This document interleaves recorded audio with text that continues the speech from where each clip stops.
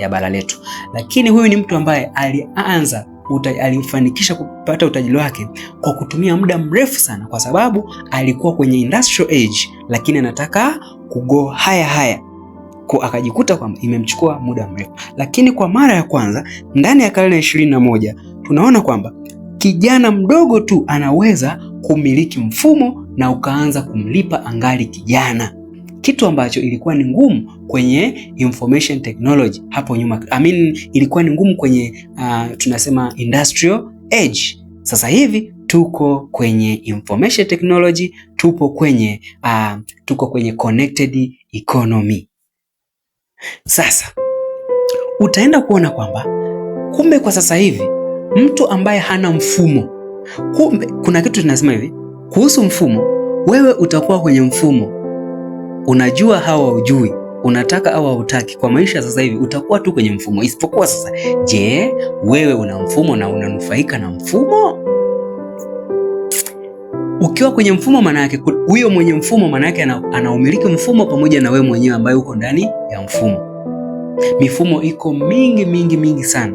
Mitandao ya mawasiliano kama vile Tigo, Halotel, Airtel, sijui na nyingine, mitandao mingi, Vodacom, TTCL, hiyo yote ni mitandao ambamo ndani yake ni mifumo yenye mtandao, ambapo ndani yake kuna watu wanafanyaje, wananufaika na mfumo uliopo, kuanzia mmiliki wa mfumo mpaka nani, mpaka watumiaji.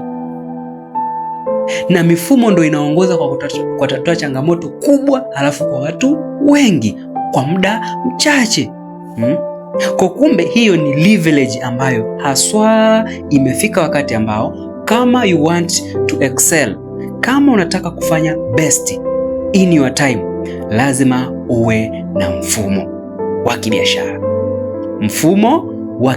Mifumo mingine si unayo? Mfumo wa mmeng'enyo wa chakula, mfumo wa upumuaji, mfumo wa utoaji taka mwili. Hiyo ni mifumo ambayo inajiendesha yenyewe. Yaani wewe uwazi, sijui leo damu itazunguka mwili mzima, sijui nitapumuaje leo, sijui nitafanyaje. Haya yote yanajiendesha yenyewe. Sasa vile kwenye swala la uchumi wako, kumbe tuna uwezo wa kufanya kama ambavyo mifumo mingine inafanya kazi ndani ya miili yetu. Sasa basi, hii kwangu, nilipokutana na habari hii nilijisemea mwenyewe, haswa hii ni habari njema kwangu. Kwa watu ambao wanataka kufanya mabadiliko, basi hapa wanaona kabisa kuna kitu kinaongezeka ndani ya mindset zao. Kwa kumbe tuone namna gani mtu anayekuwa na mfumo anapata manufaa gani ukilinganisha na ule upande wa kushoto ambao tumezungumzia, wale waliojiajiri na walioajiriwa. Endapo utakuwa na mfumo, utakachokifanya ni kwamba mwanzoni utaufanyia kazi. Kuna vitu, yani ni kama vile settings. Utaufanyia kazi mfumo wako kwa muda mchache, kwa muda fulani. Ni kama vile unapanda parachichi, unachimba kisima cha maji kwa mara moja, lakini utaanza kuvuna maji, utaanza kuvuna matunda endelevu. Ndivyo inavyotokea katika mfumo wa kibiashara. Kwa kuna shughuli ya mwanzo, kuna effort ya mwanzo utaifanya, lakini effort hiyo itaanza kukulipa. Ikianza kukulipa, ina uwezo wa kukulipa endelevu katika maisha yako. Kwa kumbe una unlimited income, kitu ambacho kule kwa wale walioajiriwa na waliojiajiri wanakosa. Wao kipato chao ni limited. Lakini una kitu kinaitwa residual income, kipato ambacho kinazidi matumizi yako. Itafikia hiyo hatua. Lakini kitu kingine inaitwa passive income. Passive income inapatikana tu kwa yule ambaye ana mfumo wa kibiashara. Maana yake nini? Unaweza ukawa umelala, fedha ikawa inaingia. Na maana kinyume chake ni active income. Active income maana yake lazima utoke ufanye kazi ndipo uingize fedha. Lakini huyu mwenye mfumo wa kibiashara, yeye anapata passive income, kipato ambacho hata hatumii nguvu. Hizo nafasi anazo. Japo mwanzoni anatenga muda, anaongeza ujuzi, anakuza ujuzi, na kuna effort fulani maybe anaweza akazifanya, lakini hizo zote zitakuja kulipwa maradufu na kuendelea tena exponentially. Kwa kukua, ukuaji wake ni exponentially. Power kama ni 3 power 3 power 3 power 3 au power 2 tunakuendelea.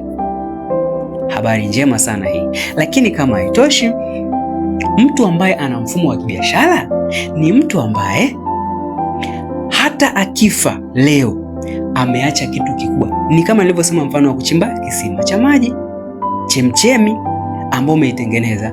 Utakula wewe, utaacha, watakula watoto wako, wataacha, wajukuu wataacha, vizazi na vizazi.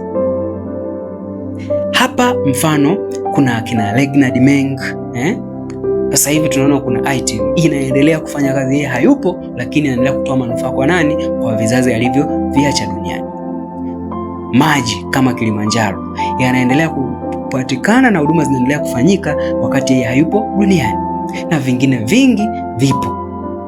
Kwa kumbe unagundua kwamba mtu ambaye leo hii anatenga muda from the scratch, yani kutoka sifuri, kwa ajili ya kujenga mfumo wake wa kibiashara na uanze kumpa manufaa, anafanya jambo kubwa sana litakalomsaidia kipindi ambacho hataweza kufanya kazi physically, lakini pia kipindi ambacho maybe akapata siku moja akapata labda